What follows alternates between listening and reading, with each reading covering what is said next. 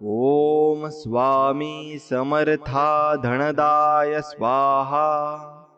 ओम स्वामी समर्था धनदाय स्वाहा. आणि स्वामी भक्तांनो, हा मंत्र जर तुम्हाला मनापासून आवडला असेल तर नक्कीच या मंत्राला एक लाईक करा आणि पुढे तुमच्या मित्रांसोबत देखील शेअर करा. चला तर मग भेटूया आपण अशाच एका चमत्कारिक आणि प्रभावी मंत्रामध्ये. तोपर्यंत श्री स्वामी समर्थ. जय जय स्वामी समर्थ. धन्यवाद.